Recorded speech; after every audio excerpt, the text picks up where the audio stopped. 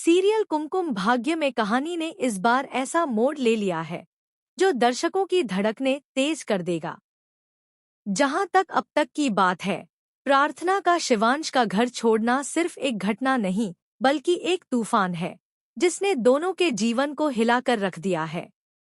दृश्य की शुरुआत होती है उस पल से जब प्रार्थना धीरे धीरे, आंखों में आंसू और हाथ में अपना छोटा सा बैग लिए, शिवांश के घर की दहलीज पार कर रही होती है।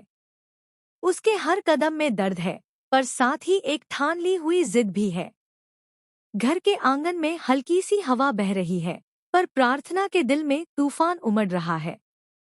जैसे ही वो बाहर निकलती है, उसकी नजर एक पल के लिए पीछे मुड़कर उस घर पर जाती है जहां कभी उसने अपने रिश्ते को निभाने का सपना देखा था।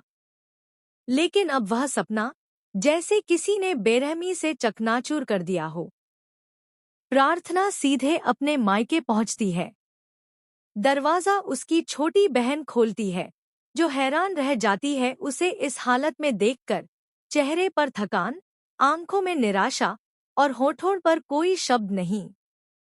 माँ दौड़कर आती है और सवाल करती है, क्या हुआ प्रार्थना?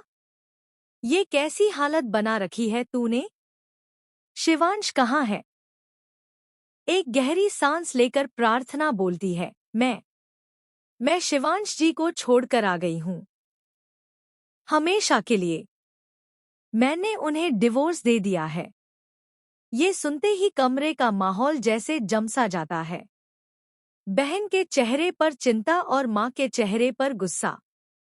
माँ सोचती है कि शायद किसी ने प्रार्थना को घर से निकलने के लिए मजबूर किया होगा, शायद उस पर कोई जुल्म हुआ होगा।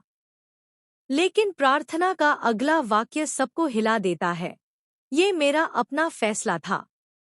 अपनी मर्जी से मैंने वो डिवोर्स दिया। माँ का गुस्सा अब और भड़क जाता है। उनका चेहरा लाल हो उठता है, आवाज भारी हो जाती है। अगर तू अपनी मर्जी से वो घर छोड़ आई है, तो इस घर में तेरे लिए कोई जगह नहीं है। निकल जा यहाँ से। बहन बीच में आकर कहती है, माँ, आप ऐसा कैसे कह सकती हैं? दी ने जो भी किया होगा, जरूर उसकी कोई वजह होगी। लेकिन माँ किसी की नहीं सुनती। उनका मानना है कि प्रार्थना ने अपनी शादी को बचाने की कोशिश ही नहीं की।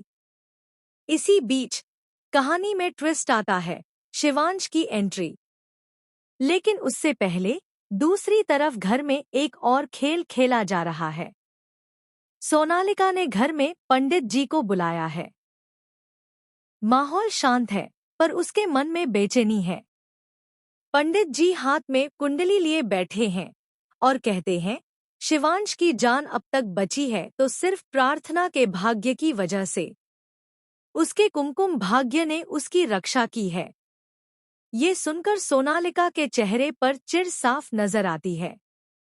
वो तुरंत बोल उठती है, तो एक काम कीजिए, 1 महीने के अंदर मेरी और शिवांश की शादी का मुहूर्त निकाल दीजिए। पंडित जी का चेहरा गंभीर हो जाता है। नहीं, ये संभव नहीं है। अगर आपने 1 महीने के अंदर शादी की कोशिश की, तो शिवांश की जान को बहुत बड़ा खतरा होगा। सोनालिका भड़क उठती है, ये सब झूठ है। तुम जैसे पंडितों से तो मैं बड़े पंडित बुला सकती हूँ। पक्का प्रार्थना ने तुम्हें पैसे दिए होंगे ताकि तुम मेरी शादी टाल सको। पंडित जी शांत स्वर में कहते हैं, मैंने आज तक प्रार्थना को देखा तक नहीं, तो उसके पैसे लेने का सवाल ही नहीं उठता। इसी दौरान प्रार्थना घर छोड़ने की तैयारी कर रही होती है। सोनालिका उसकी हर चीज चेक करने लगती है। बैग में से शिवांश की एक तस्वीर निकल आती है। तस्वीर को देखकर सोनालिका का चेहरा लाल हो जाता है। तुम ये फोटो लेकर नहीं जा सकती।